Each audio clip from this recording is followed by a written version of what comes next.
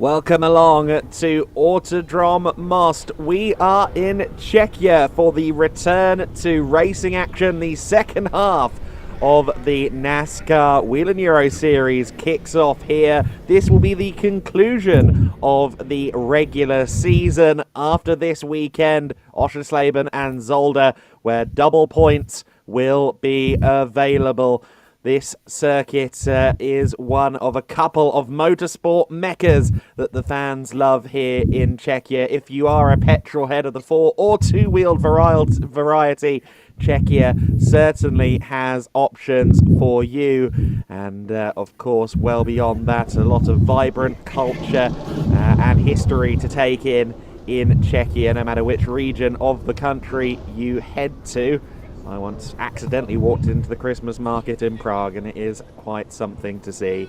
We have been seeing some of the local sites in the build to this weekend for the EuroNASCAR drivers. Of course, we've been on parades, we've taken in the local town, but on Saturday, our first of two race days, all the time for anything other than racing action has concluded. We're 7 minutes away from the countdown to green, and we will be underway with the EuroNASCAR Pro qualifying at first. Of course, that 15-minute qualifying session will then give way to a super pole where everyone should have two opportunities to do a flying lap, and that will be an edge of the seat affair with the top 10 drivers getting through to super pole to determine the front 5 rows of the grid.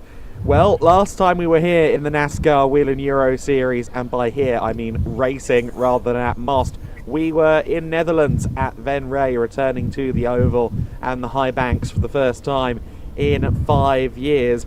It's safe to say that we ended the first half of the season with some tensions flaring.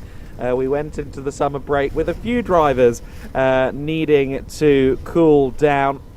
Now, I understand that I am joined by my man on the ground, the paddock whisperer himself, Andre Viegold. Andre is about to become a racing driver as well, which means there's going to be a new level of respect between himself and our EuroNASCAR superstars. What can you tell me, Andre, about the atmosphere, the vibe, the tensions in certain garages that maybe weren't each other's biggest fans a few weeks ago? Thank you so much, Adam. Yes, I'm here. There was a little bit of construction work in my commentary booth a few moments ago, but now everything's fine. So yes, we are back for the NASCAR Whelen Euro Series. We are back after the summer break, and of course I was a lot in the paddock talking to the teams, talking to the drivers, and what I saw is that they're all happy to be back. They recharged the batteries, but they all know it's time for all in. We will drop the worst result after this race weekend, after the conclusion of the regular season, so everybody is eager to get another decent result in so they can cross out one of the bad races from the past. And what we see is they all know now it's the time to have the decent performance. Now it's the time to not make any mistakes. So they are all focused. They are all really trying to, get the best out of the machines, get the best out of themselves. So we see that a lot of people trying to get the focus high, to be on the best game, and therefore I expect a very exciting and thrilling race weekend at a track, Adam, that is quite challenging, with some slow corners, some really flowing corners where you have a high speed. So this track gets the best out of every race car driver, right? The apex to mileage ratio is the impressive thing about this circuit. Across the approximately 4 kilometers, we have 21 apexes to contend with, a lot of corners to work through here. 4.2 kilometers in length to be exact, as you can see on your screen. Of course, there's that pinch point that we've seen catch people out time and time again, the first chicane. You've got that fast flowing initial section of the circuit after the chicane leading into another sharp braking zone, but it's constant switchbacks, left into right into left. The circuit does flow nicely, but it is certainly a challenge. It's one of a few circuits where I don't think one side of the car has more worn tyres than the other by the end of the weekend. The Hoosier rubbers will be equally taxed on the left and right hand sides of the cars, maybe with a slight dominance towards the left hand side tyres, but lots of switchbacks, lots of fast corners around this circuit. As you said, a massive challenge for all of our competitors, and we have, of course, a few returning faces as well. Luli Del Castello is back in EuroNASCAR 2. Here's how it lines up, though, in the EuroNASCAR Pro point standings. Vittorio Gorelli comes in as our points leader. Liam Hazeman's just 7 back, also leading in Junior Trophy. Gianmarco Ercoli is third, 9 points back. Jufro, Lasser and Downhauer bring you down to 6th place. Then it's Delso, Chrysonis, Ryan Vargas and Martin Dubek. Thomas Tuffel now outside of the overall top 10, but he is still our Challenger Trophy leader. But 4 drivers within 18 points. 40 points available for a victory in regular season. Of course, once we get to Oschersleben, we double that, so it's going to be 80 points for a win, 70 for second, and so on.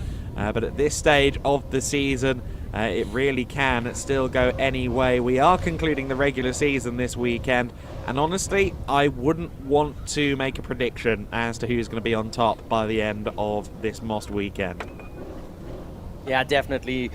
You cannot make a prediction because we have so many drivers inside both championships that are able to win races. We know also that the second half of the season is always a time for surprises. So whether Vittorio Ghirelli nor Martin Dubek can count that they just continue with the good momentum they had from the first half of the season, because summer break is also a good time to find some adjustments in the setups, in the cars. I know, for example, that Markus Stipp Motorsport was here a few weeks ago to test the car with Thomas Krasonis, who scored his first podium in Brands Hatch and his first pole position. So they are already prepared to raise their game, to step up and make the next step. So Thomas Krasonis tested here with Alon Day, our 4-time champion, as a coach. And Alon Day is again here at the track at Autodrom Most to coach Thomas Krasonis, so maybe he's one of those dark horses, maybe one of those surprises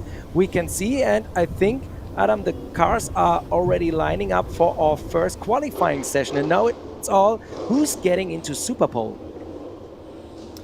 Yeah, that's going to be the question on everybody's lips. 10 drivers will go through, and of course that's the thing, you only have to make it to 10th effectively and save the best of your times for the end if you so choose, the Super Pole session, but you can't afford to take that risk really.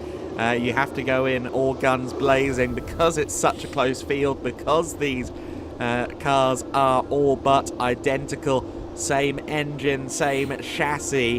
The bodywork alone, the front fascias, whether they're Mustangs, Camaros or Toyota Camrys, that's purely a visual difference. So all of these drivers with very similar equipment, and that means that you really can't afford to go in with the mentality of, well, I'll just eke through into Super Pole and then give my best lap right at the end. Of course, the tyres on these cars now, well, they're locked in. They're going to be on the car for qualifying. The same set will be used in Super Pole for the drivers that get through. And then our 2 races as well will be contested with the same 4 Hoosier tyres, unless there's something to the effect of a puncture or a delamination. So the cars head out onto the circuit for what will be a 15-minute session for these drivers. And, well, let's see who starts this one off on the best foot, starts regular season's conclusion weekend on the best foot. I'm looking forward to seeing what Gorelli can do here, and also, of course, the likes of Paul Dufro, who, lest we forget, it feels easy to forget, is still in his first season of EuroNASCAR Pro competition. He feels like part of the furniture on the EuroNASCAR Pro grid, really, but it was just over a year ago now that he made his debut in EuroNASCAR Pro, and this is still his first full season.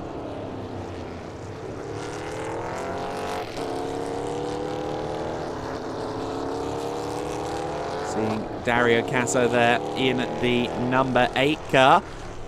That number 8 is looking a little bit more Dale Jr. than it did before we went to summer breaks. A little bit of a nod there to the days of yore in the NASCAR Cup Series. And as we spool up to this start of qualifying session, we often talk about EuroNASCAR as evidence of the increased commitment to international forays for NASCAR globally. One of a quartet of international international NASCAR series that now exist. This the only one, of course, out of the Americas. But the NASCAR Cup Series announcing that they are heading to Mexico, the first points-paying race outside of the US borders for the Cup Series in a long, long time. Yet further evidence that we're going to see more and more international expansion for NASCAR. That is certainly a hot-button topic in Charlotte, and a conversation brought on in part by some of the great audiences that we have here in the NASCAR Whelen Euro Series, proving that there is an audience for stock car racing here in Europe. You see the cars then going on to their first flying laps. There is Garelli in the 24 car. We just got to look at him. Thomas Tafel, the Challenger Trophy leader, also looking fast. Now Tafel, a rider of motorcycles as well, of course, and this is in many regards a bike circuit just as much as it is a car circuit, if not maybe more so. One of the highlights of the calendar outside of our weekend is the visit for the German Superbike Championship, as well as the FIM World Sidecars. So this is a circuit that does see its fair share of motorcycle competition too. I wonder if Tafel has done some two-wheeled laps of this place in the past. We come across the line then to conclude the first lap for the likes of Garelli. He sets a benchmark of a 1:45.577, so that's the time for everybody else to beat. He's one of the first drivers across the line, and that is a good benchmark, I'm sure. However, the fastest driver on my screens at the moment is Luca Lasser, a 1:43.219 just coming up for him. In fact, I think, yes, just now coming up on our graphics. But Lasser is on a push as well then, and that is a good sign for Lasser. Last year we were talking about him as a championship contender. We should still have him in that regard this season, but he's perhaps lacked that killer moment this season. Of course, he started the 2023 season with a win in Valencia that really kind of announced that he was going to be a factor in this season. We're yet to quite see a moment like that for Lasser in 2024. His time, though, bested by Gianmarco Ercoli, a 1:42.886. Let's see how much faster we can go, how much deeper into the low 1-minute 40s we can go. I observed a very interesting strategy at Marcus Witt Motorsport. They went out with 3 cars lined up with Cazones, the fastest guy in front. So I think maybe trying to tow or carry a little bit his teammates that are struggling to get the same pace as the 46. Thomas Cazones at 12 in this section, Victor Neumann in the 47. He's 50 overall, right behind him, his teammate Nick Strickler in the 48 car. But that was on purpose. At the moment, with a 40.621, 1.269 seconds ahead of Portugal, the EuroNASCAR champion from France. And right now, and this Lasser, he's a title contender with the points on 9 in the playoff.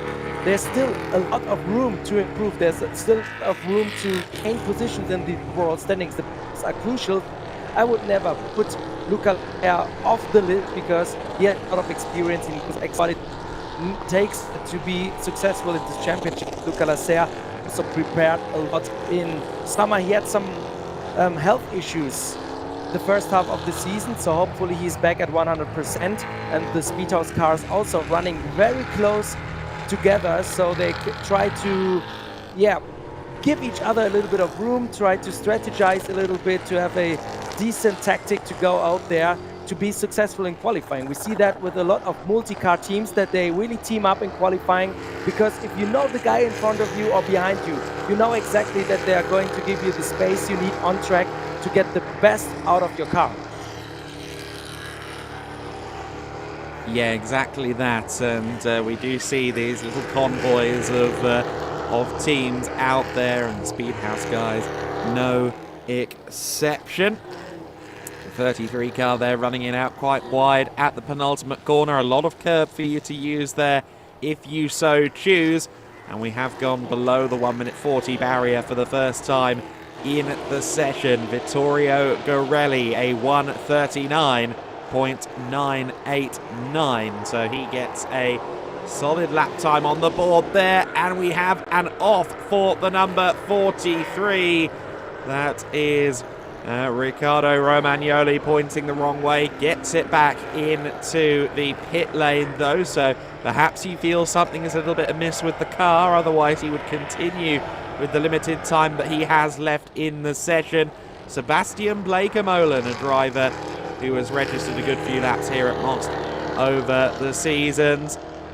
I believe at least a couple of his Clio Cup championships would have involved a visit to Most back in the day, and now running the big V8 stock car around this circuit.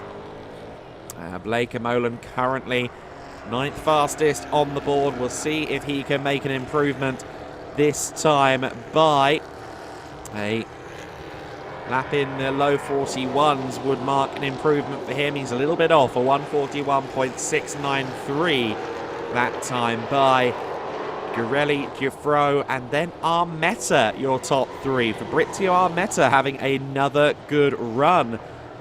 Again, we talk about this we talked about this a couple of times in recent rounds of the NASCAR Whelen Euro Series. Both of the Club Motorsport drivers, Armetta and Romagnoli, especially Fabrizio Armetta, starting to feel like more and more of a force, more and more of a threat for strong starting positions. He's just been demoted to 4th place by Mark Goosens on our timing tower. But Fabrizio Armetta looking more and more like he can contend potentially for overall podiums before the end of the year. Yeah, definitely.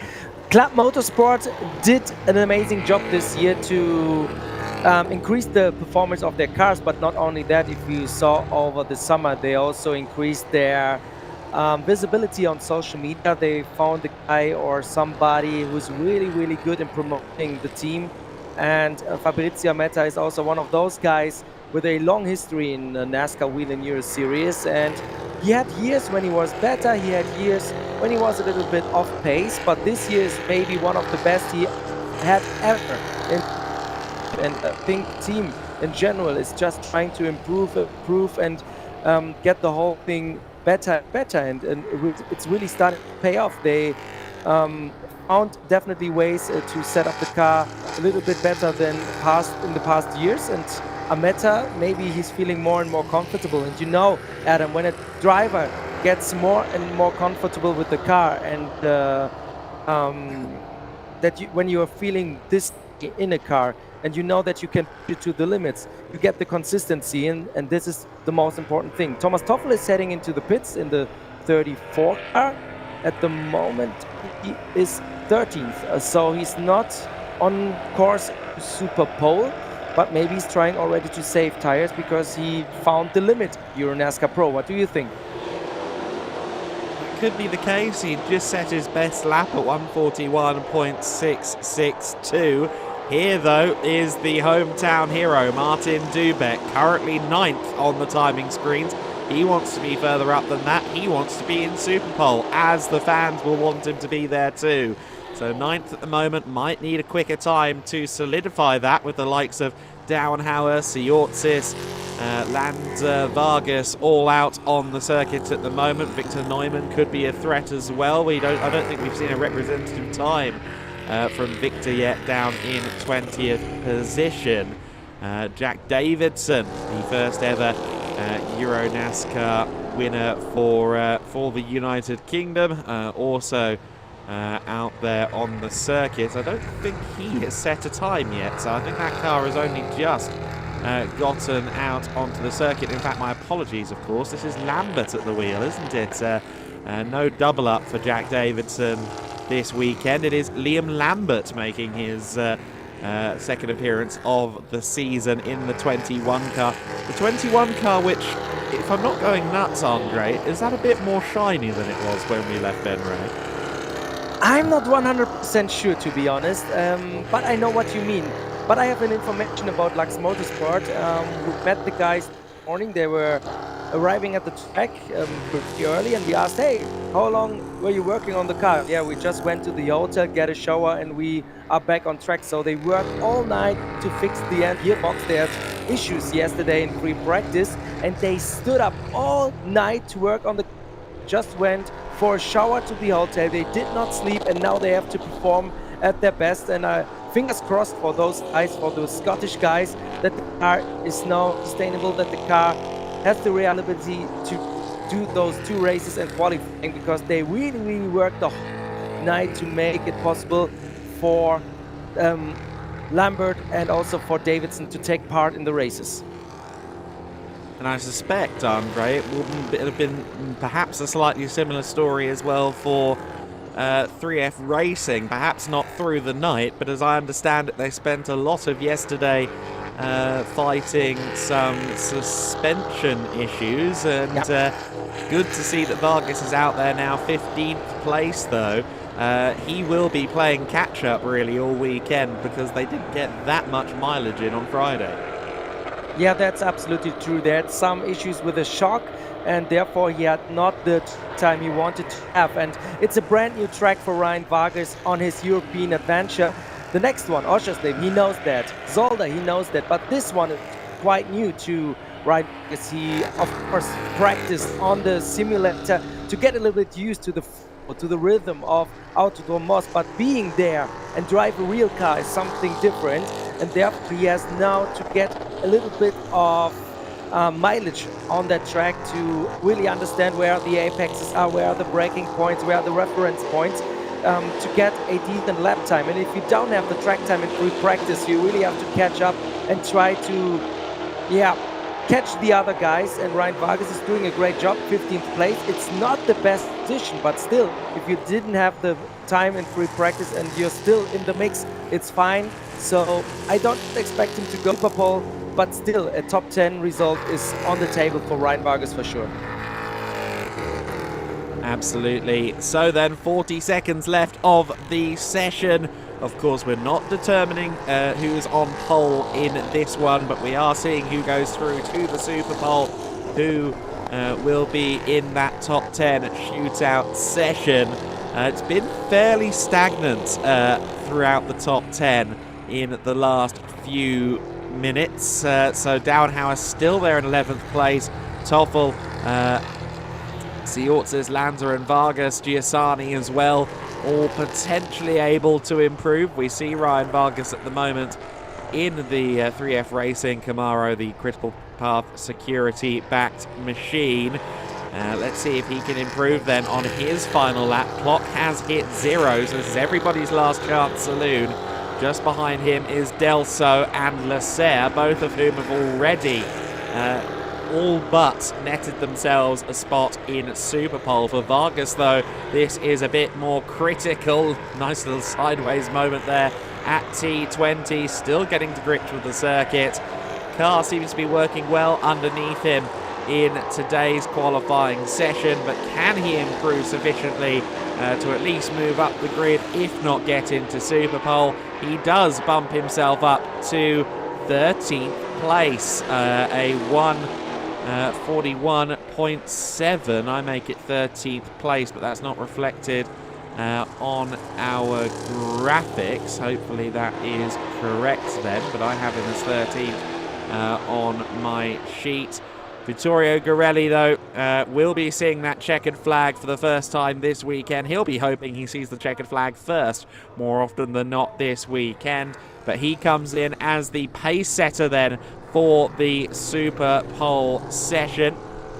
Now, again, I must say, the graphics we had on screen there versus what I've got on my timing screen don't quite match up. So we'll seek some clarification on that, because I have the likes of Dubek in 7th, Delso, Erkeli, Bleekemolen down to 10th place, which isn't what we had on our graphics. Yeah, we have to confirm that, but I have a very interesting information. We have 4 drivers in the top 10 with just 5 laps on tires. Girelli, Jofo, Goossens and Ameta. Everybody else in the top 10 had to do more laps to get into the top 10. I think these are the correct results when I'm right. Yes, so we have Vittorio Girelli, Jofo, Mark Goossens, Liam Hazemans, Fabrizio Ameta, Luca Lasser, Martin Dubek, Ulysse Delso, Gianmarco Ercoli and Sebastian Bleekemolen advancing into Super Pole. And again, you have to stay on those tires also for the races. So if you get a good lap in the early stages of the group qualifying, it's really important, because you can save your tires a little bit more. In comparison, Luca Lasser, Martin Dubek and Ulysse Delso inside of the top 10, they have 9 laps on their tires, so almost the double of Girelli, Jofro, Goossens and Ameta, and this can play an important part. Of course, in the races we have to look how the battles are evolving, who can manage the tires, who has to push a lot, but those tire management factor is really crucial for the races here in the NASCAR Whelen Euro Series.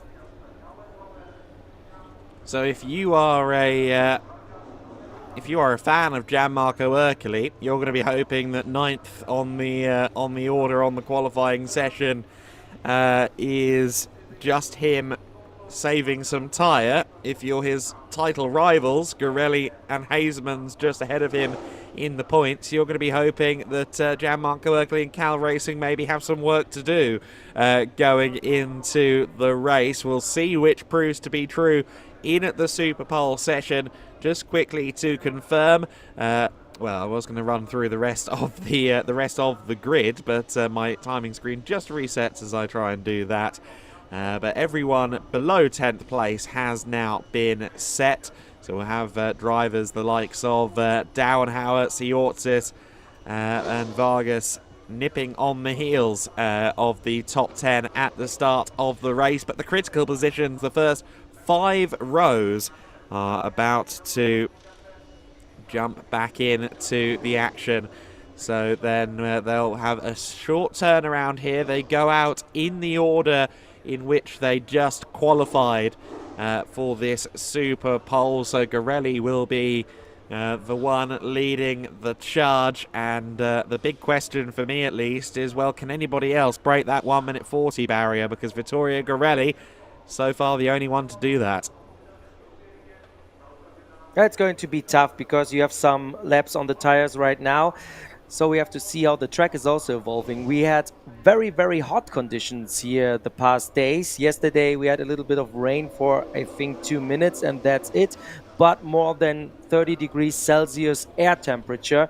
The track was around 33, 34, something like this all day long. Today it's a little bit cooler. We have more clouds, so it's going to be a little bit more grip on track, because the track temperatures are not as high as yesterday.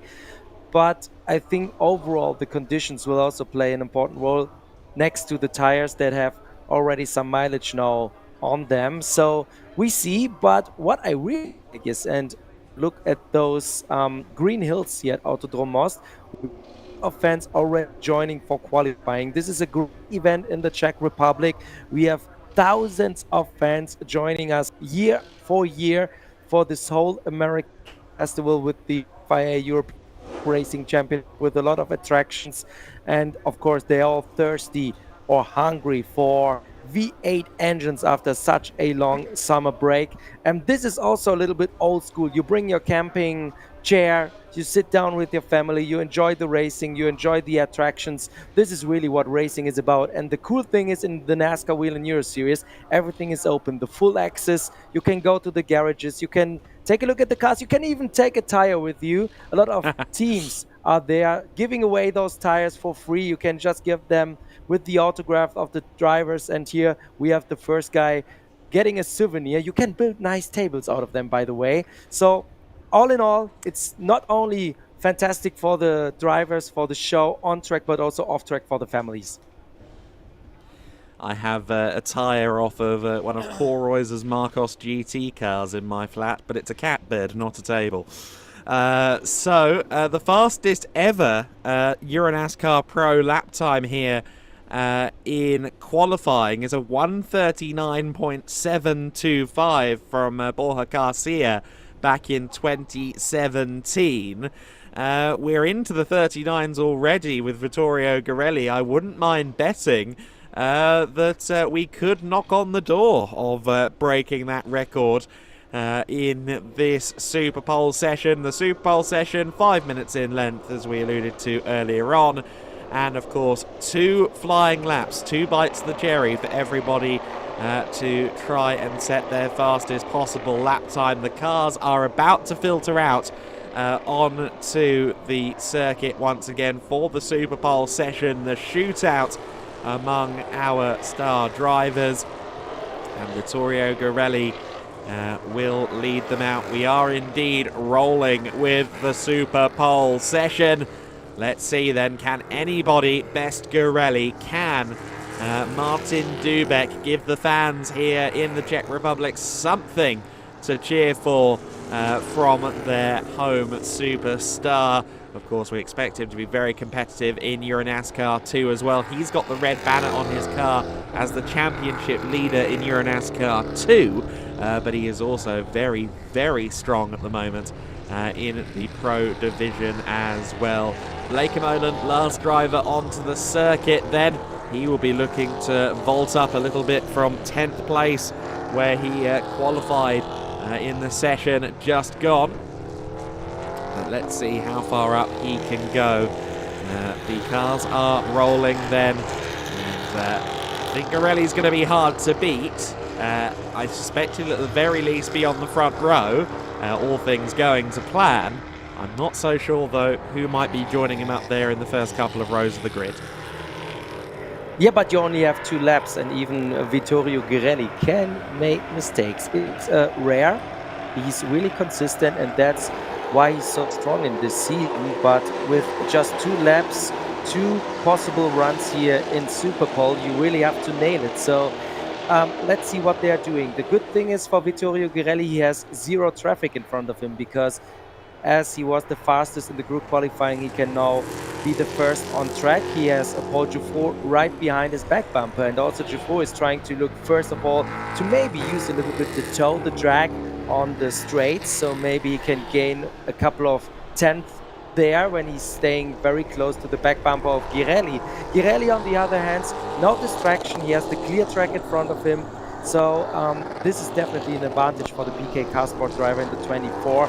The Italian, who was a title contender back in 2023 and missed out on the title very, very close in the last race of the season. But Girelli this year, he's the dominant driver in EuroNASCAR Pro, but still he's just leading by a few points ahead of Liam Hasemans and also a few points ahead of Gianmarco Ercoli. So the championship is tight.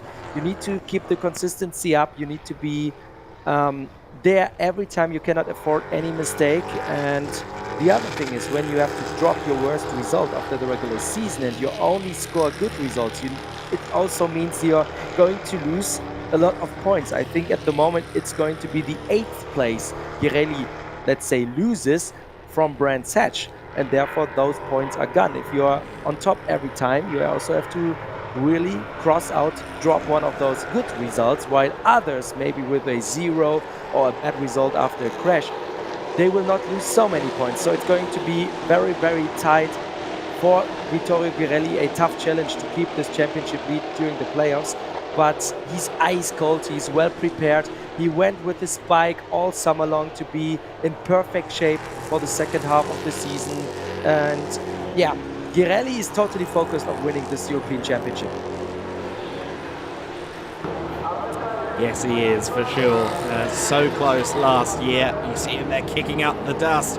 We've already got our first lap times in. A 140.224 is his benchmark on the first lap, and it's a benchmark that nobody has managed to duck below on their first flying lap. Just one more left to go, even though the clock has not hit 0. This will be everybody's last attempt. As it stands, it's Girelli from Giuffreau, Hazemans, Goosens, Erkeli showing a bit more pace than he had in the previous session. Blake, Imolen, Dubek, Armetta, and then an all-speed house row number 5. Delso and Lasser. Should clarify, my apologies, Borja Garcia doesn't have the lap record here. It was, I say was, Alon Day, a 140.066 back in 2022. That was actually the Most lap record. We've already got under that in the previous qualifying session, courtesy of a 139 for Girelli. He's already the fastest man in EuroNASCAR history then here at Most. But Giuffreau has looked quick right behind him on this second flying lap. So let's see what both of their times yield in this last stanza of the session. They both go sub 140. It's a 139.774 for Vittorio Girelli, though, and unless we get an improvement from further back in the queue, that could be pole position. Here come the Speedhouse cars, though. Delso giving Lasser something of a tow across the line, but I don't think it's going to be enough to really leapfrog them much further up the order. Well, there we go. Your top 10 then. Girelli on pole position once again. Giuffreau just a few hundredths back, looking very quick as well. Goosens a good 6/10 back in third position, although Hazemans is registered third on the graphics on our screen, so I suspect we should probably go with that. Or did Hazemans have a lap time deleted, I wonder? Hazemans for now listed as third on the graphics. That's what we'll go with. Goosens fourth, Erkeli fifth, Blake Imolen sixth, and Dubek seventh. Again, not matching what I have on my screen graph on the live timing. That has now all just reset on screen as they took that down. So it's Girelli, Giuffreau, Goosens, Hazemans, Blake Imolen, and Armetta bringing you down to 6th place. Gianmarco Erkeli in 7th, Martin Dubek in 8th, Luca Lasser and Ulysse Delso making it a Speedhouse row number 5. I imagine if he hasn't already run off, Andre Viegold is going to go and do so, because he needs to go and talk, I believe, to Vittorio at this juncture. I'm going to run on the assumption I'm going now. that Andre has already ran. There you are, mate. So Andre will be in full turbo mode, heading down to the garages now.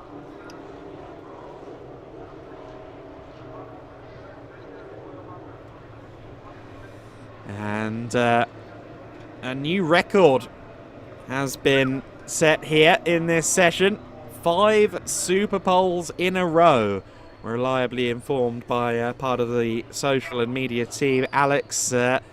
5 Super Poles in a row for Vittorio Girelli. Girelli really is on something of a roll this season. The combination of he and PK Car Sport in the 2024 season has proven hard to beat. The only times we've really seen the armour slip has been when there's been a slight technical issue or some damage collected in the early stages of the race. We saw that particularly at Brands Hatch, of course, where the car was falling through the order. But Girelli has looked insurmountable at times this season. He is our championship leader by the narrowest of margins, just 7 points back to second place.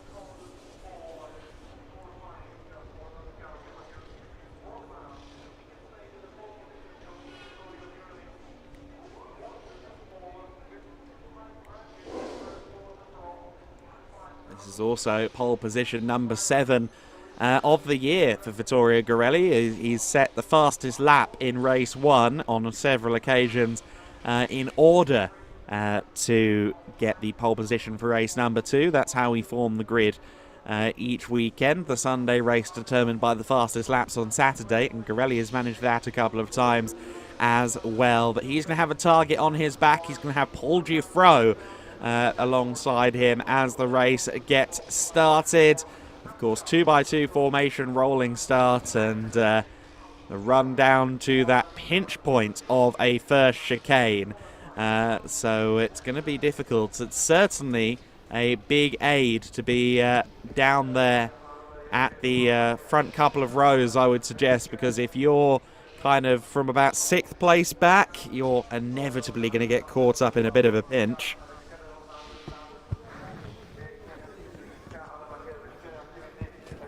So we've witnessed a new track record for the EuroNASCAR machinery here.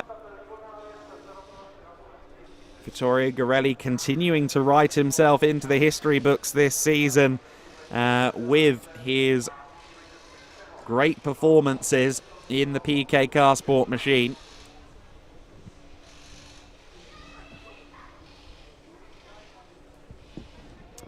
Alan Day, a 140.066 was the lap record, but that stands no more.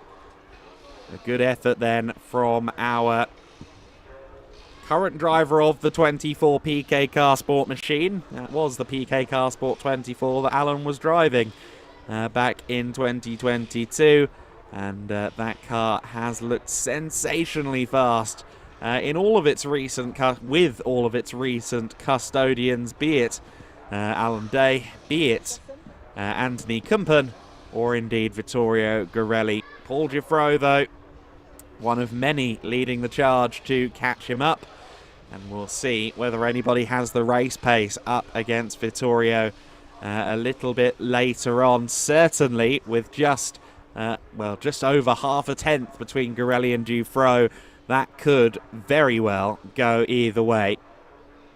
The most wins here at this circuit are actually tied between Day and Garelli, 2 apiece.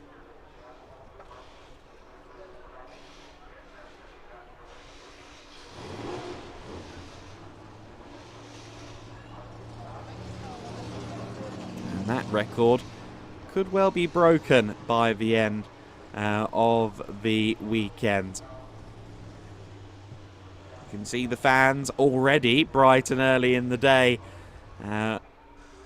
taking in the sights and sounds of the NASCAR Whelen Euro Series. We had Andre talking about it a little bit earlier on. This really is quite the heavy metal weekend for the Autodrom Most. Between the stock cars and the European trucks, there's a lot of hardware of the heavy and loud variety out on the circuit this weekend.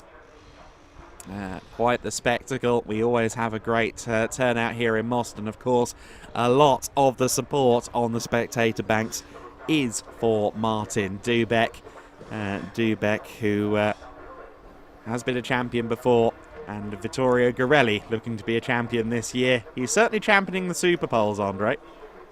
Yes, he is. It's your 5th consecutive pole award. You now beat Nicola Rocca in the all-time list. We checked it yesterday when we did the Friday content video to present you as the championship leader. It really went well. Also a new track record. Yeah, it was really an amazing session. The car was very, very good. It was close in the end, but I gave a nice slipstream to Paul, so he probably improved it 2-3 times. But yeah, he was very fast, so I had to really, push a lot.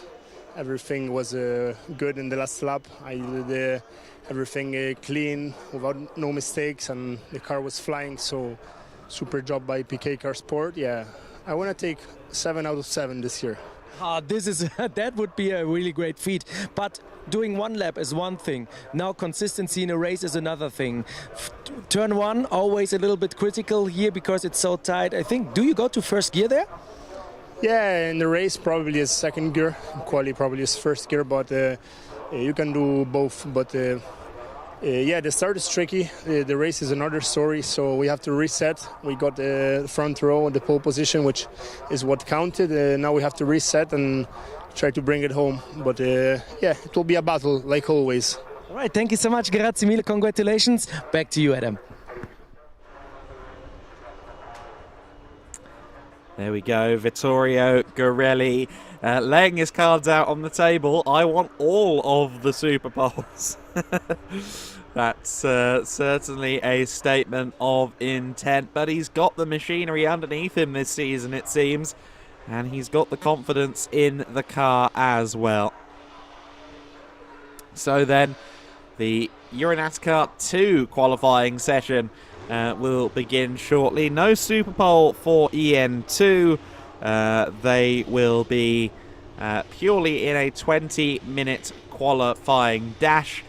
So that will be a little bit of a different format there. No Super Bowl to qualify for, just a straight up 20-minute qualifying session. And we will see in the next couple of minutes who comes out on top in that one. Of course, at the moment, since it is the same cars that run from EuroNASCAR Pro into EuroNASCAR 2, just often with different drivers, we are currently seeing a little bit of musical chairs down in the paddock as they perhaps adjust the seats for the other driver. They make sure all systems are go. Of course, they also have to change the tyres. Each driver in their car will have a set. There'll be a set of tyres for the EuroNASCAR Pro and a set of tyres for the EuroNASCAR 2. So a little bit of legwork for these mechanics to do downstairs before we get back into the swing of qualifying. Probably quite a good view from the top of that Ferris wheel here. Not much elevation change to speak of at the Autodrom Most. A little, but not a lot. And that means you should be able to see pretty much the entire lap when you are at the sharp end of the Ferris wheel.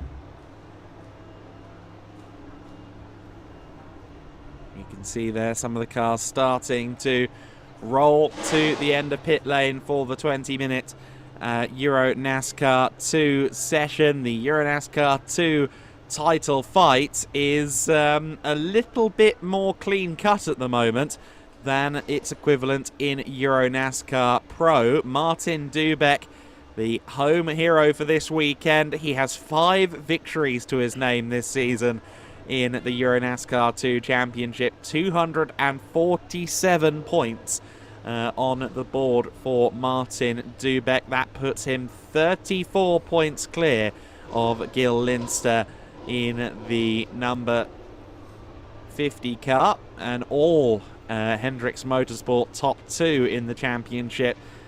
But only 2 other winners this season so far in the EuroNASCAR 2 Championship, and each of them have only got 1 win apiece. Jack Davidson, of course, with his win at Brands Hatch, and Gil Linster with 1 victory so far this season.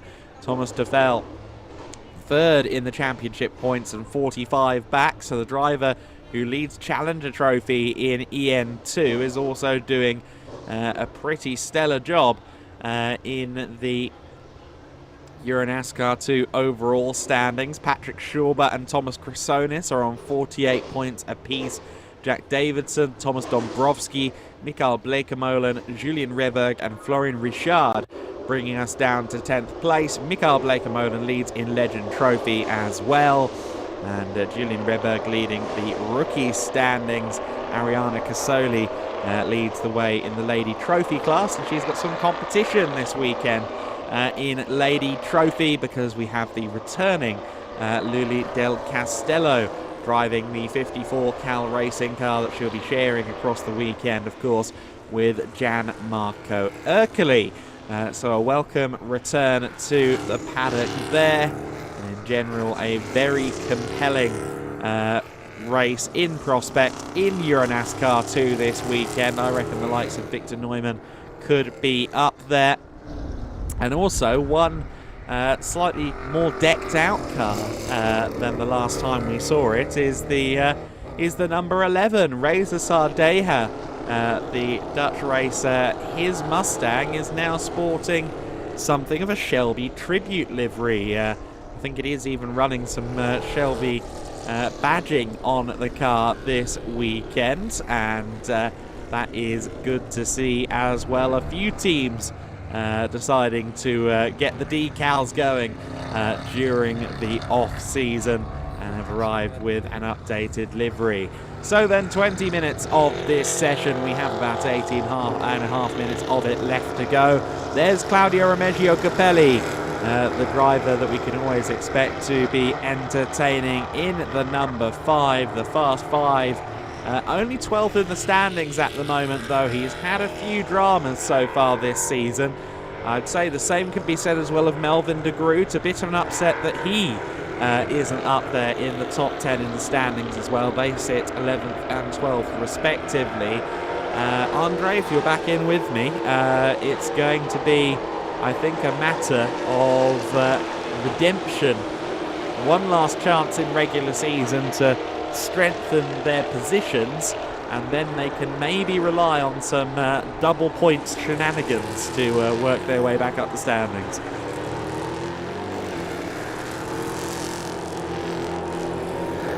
Andre might still be on the run, so we'll come back to Andre once he is back. But yes, for the likes of Capelli, it is going to be about just trying to reset the season a little bit. If he manages to get 15 points more than he has on average this season, he'll be right back up there in the top 10. And I hear Andre in there now.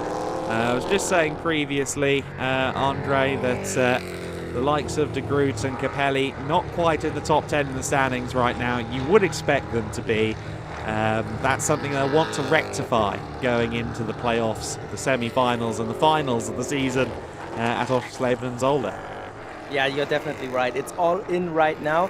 This is the last time with the normal point system to get something in. They definitely have something to drop because they had some issues in the first half of the season. But when you go into the playoffs with double points on the line, you can really make up some ground and even be in contention for a top 5 result or even for the Legend Trophy. So basically, the playoffs are the most crucial point of the season. You have to be there, you have to get the performance in, and if you have issues in the playoffs with double points on the line, you can really lose also a lot of ground. So Capelli and de Groot, I think they will just try to get the best possible amount of points here from Autodrom Most, cross or drop the one worst result they have from the first half of the season. And when we then recalculate the whole point standing, there is going to be a different picture when you drop those bad results, and then we see.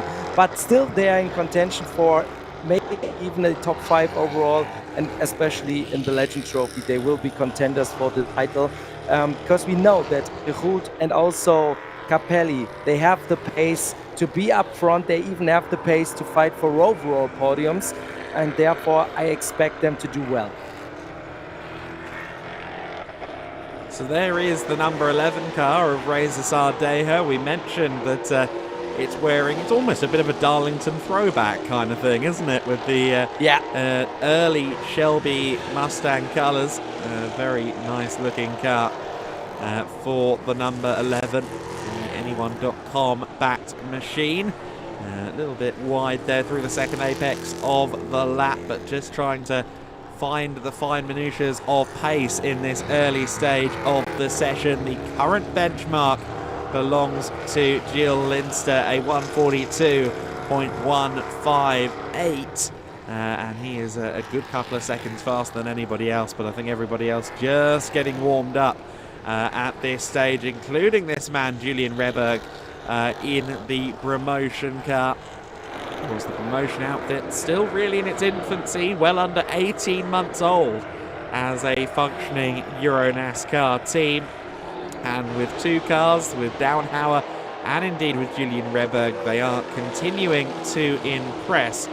And I have been firmly impressed by Reberg's abilities to stay out of trouble this season. Sometimes he hasn't been up there in terms of even the rookie trophy runners for qualifying pace. But it seems like when it comes to the race, Julian Rehberg has an innate ability to just kind of steer away from any of the dramas going on up ahead.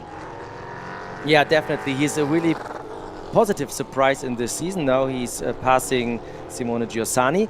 And very interesting, you know, Adam, that some of those drivers, they name their car, and he has a name for his car. It's called Duffy, the 77. They also changed a little bit the look of the blue highlights on this white car. They are more shiny right now, and the car is called Duffy. Yesterday they had some issues with the 77 car. The team Promotion worked had a long evening to work on the car. They even had to fix something underneath, and therefore we have to check if he's really at 100%. But Rehberg, he's a really, really nice surprise. He came out of nowhere, coming from touring car racing, and he really left the mark. He really impressed with good performances in the races. He is not there in qualifying every time, but the race pace is really what brought him into first place in the rookie trophy. But he has a really, really tough opponent with Florian Richard in the 33. They are just separated by 1 point, so we're expecting a really tight battle. And when we look at Mario Ercoli, for example, who is also getting faster and faster and faster, and therefore we may have a three-way battle for the rookie trophy in the playoffs. Yeah, quite possibly. Mario Ercoli, another driver who has been right up there in amongst it for sure.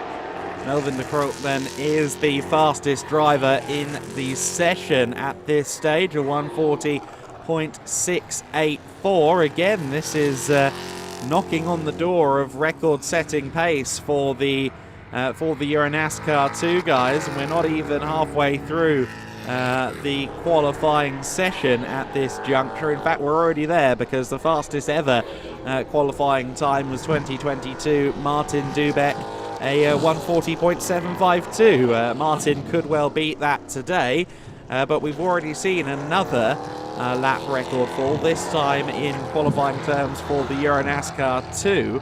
Of course, we do have some minor updates across the season, or not across the season, but post-2023. Great work done by EuroNASCAR to slightly improve the package for 2024. And I think we're seeing that reflected in some of the performances in the season. And I think especially at circuits like Most, which it never seems to be that sunny here, but it always seems to be very humid and muggy.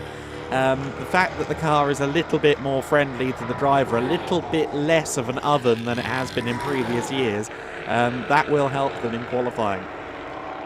Yeah, definitely. The other thing is, how good in shape are you as a race car driver? Because it's getting hotter and hotter right at the moment.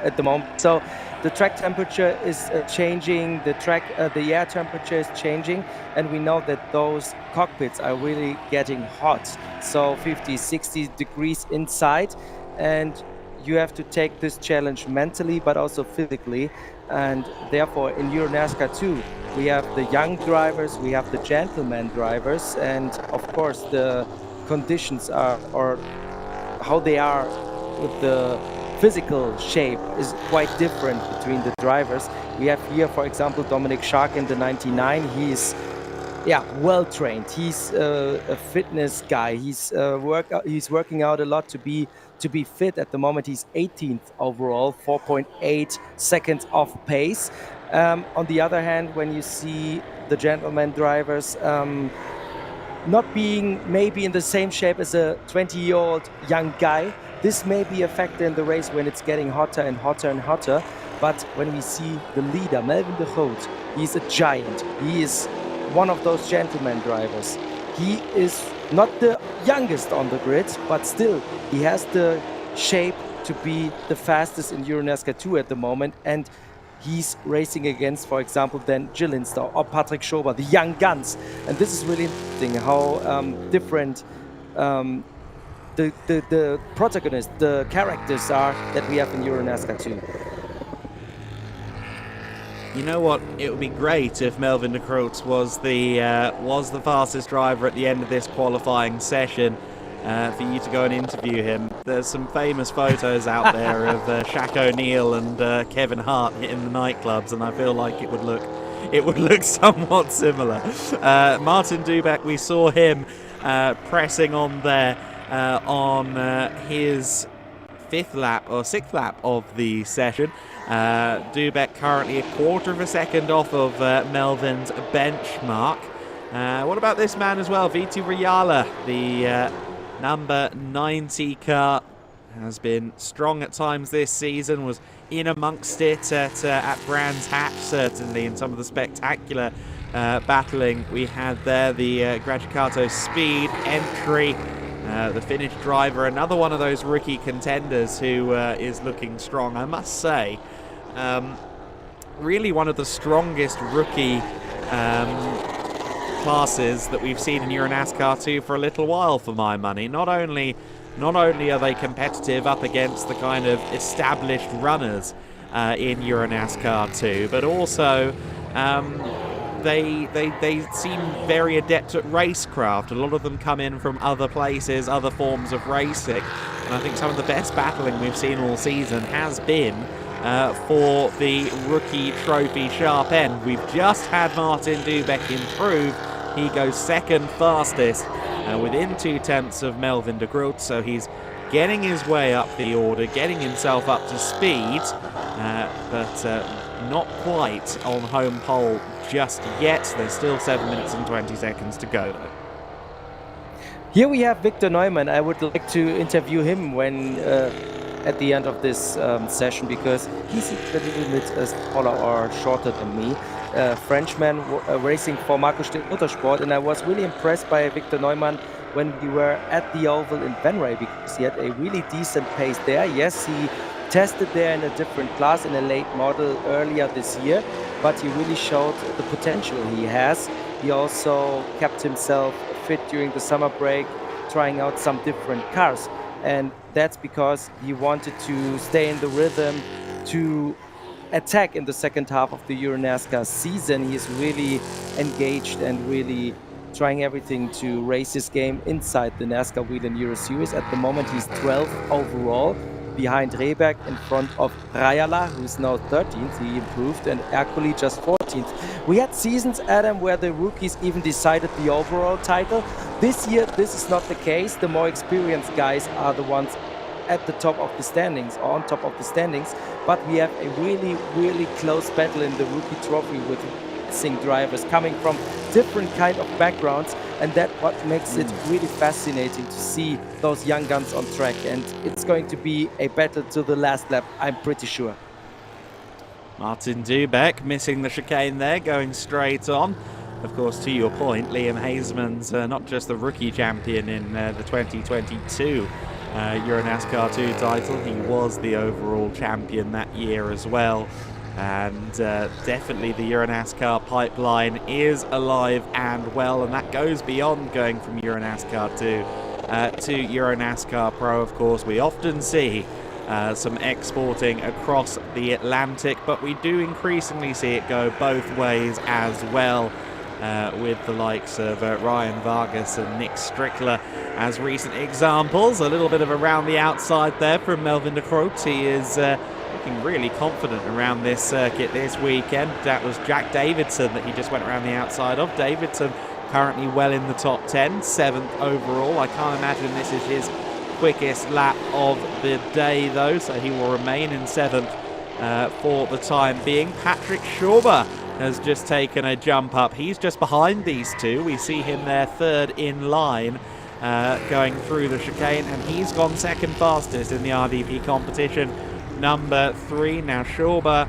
I know he gets his eye in, doesn't he? He has some duties sometimes as a passenger lap driver for experience days, and that will have given him a little bit of experience at the wheel of the stock car over the summer break here and there.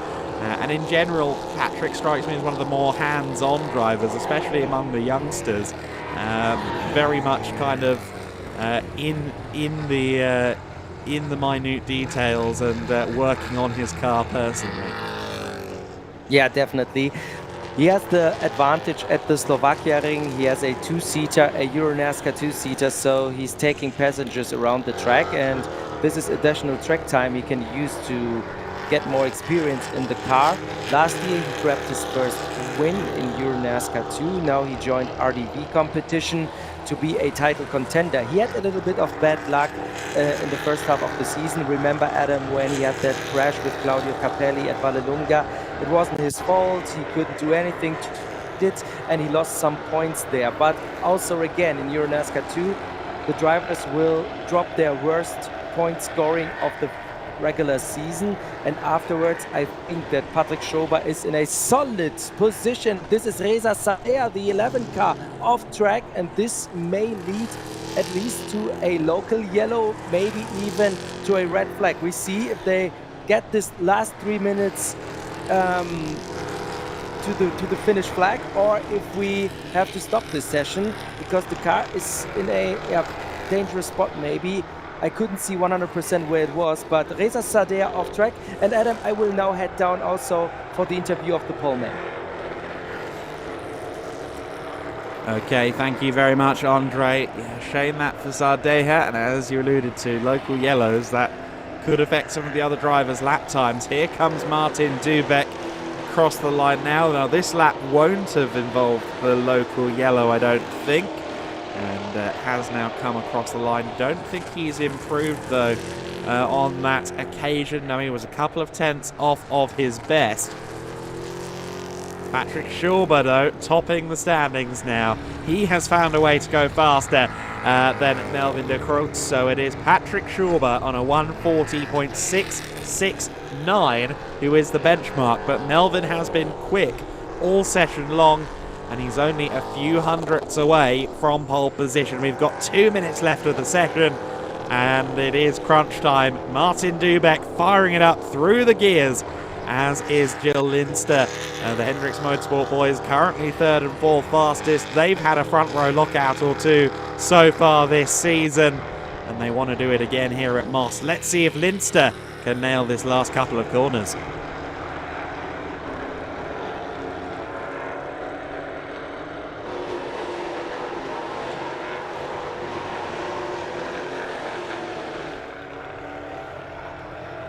So then, Linster nails that last apex. Good run out of the final corner.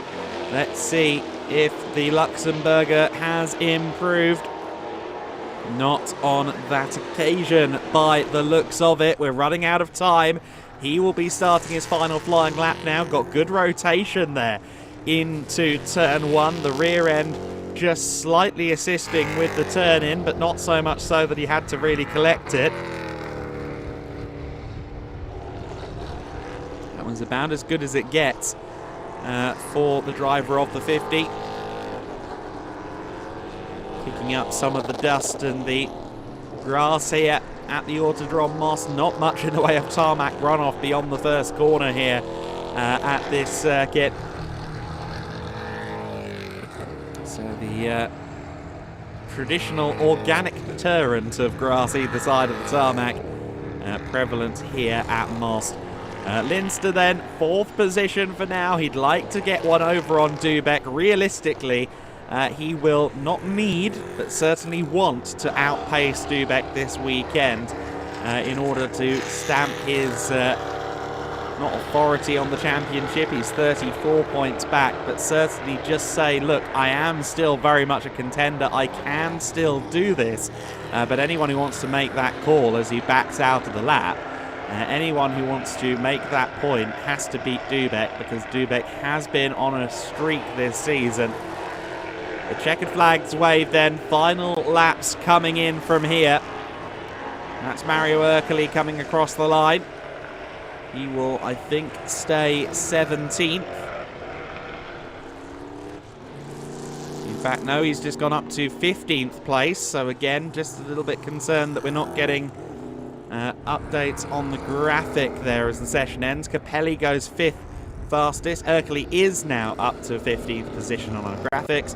Dubek coming into the pits, so we're not going to see one last flying lap for Martin Dubek. I thought he might be on for a late charge, but he is making his way to the pit lane. The 99 of Dominic Schack has crossed the line for the final time, but it doesn't look like we're going to have any disruptive times towards the front of the order here as the session comes to an end. So perhaps a little bit anticlimactic unless anyone is out there on a real scorcher, but we're not seeing anybody doing so at the moment. In fact, I think everybody pretty much is across the line. So the session concludes, and Patrick Schauber, after Melvin de Groot was at the top for much of the session, it is the Austrian youngster who comes out on top in the RDV competition car. Another good showing from the number 3, another good showing from RDV competition. Between the performances of Dufresne and Schauber, they can be happy with what their car is doing. Melvin de Groot in second place, Martin Dubeck third, Jill Linster fourth place, Claudio Mejia Capelli with a strong fifth place alongside Jack Davidson, Thomas Tefel, Thomas Dombrovski, Simone Giussani and Thomas Chrysonis bringing us down to 10th place. He's ahead of Julian Reberg, Viti Riala, Victor Neumann, Florian Richard, Mario Ercoli, Mikael Bleekemolen, Dominic Schack, Luli Del Castello, Reza Sardeja, and Ariana Casoli.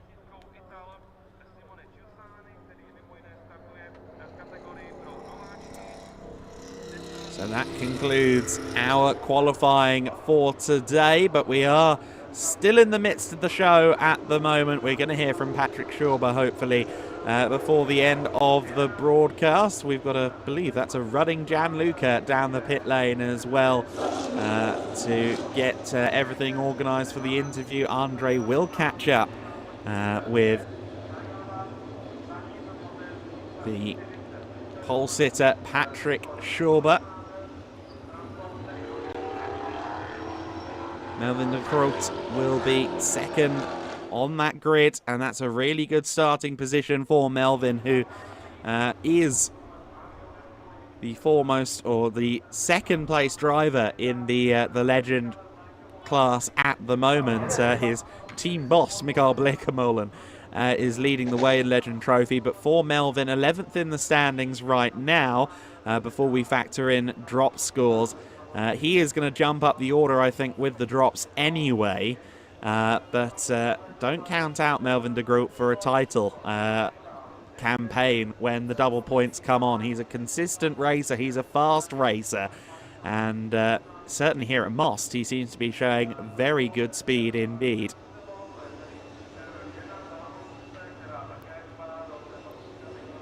So the cars are wheeled in to their respective garages.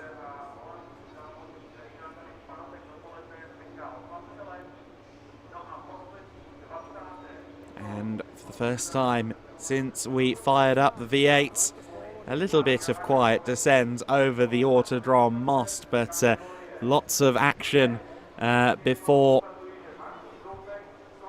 we return to racing in a couple of hours' time. Of course, a new lap record as well, or a new qualifying lap record in EuroNASCAR 2. That is courtesy of Patrick Schauber's pole time, a 140.669. So Patrick Schauber hustling that car along. He will have come into the session knowing how quick it can be, because we saw a 139 out of it with Paul Giuffreau, but an impressive lap from Patrick Schauber. And that will net him a pole position. That will be his first pole of the season. He's yet to claim a win this year. He's got 4 top 5s to his name, Patrick Schauber. So he will feel, I imagine, that he is in very strong position. The driver who currently sits tied on 4th with Thomas Chrysonis in the championship battle. He's going to think that this could be a golden opportunity for him.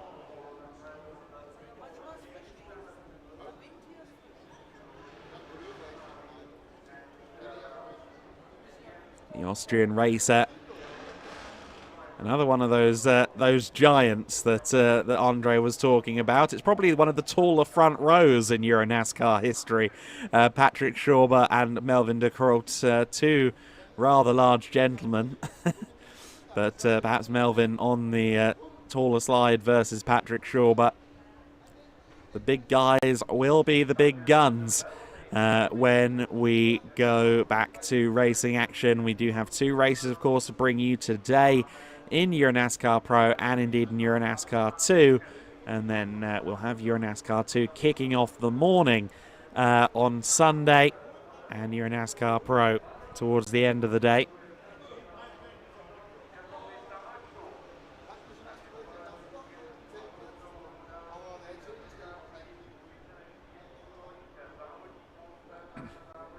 Indeed, it will be 13:35 Central European Summertime when we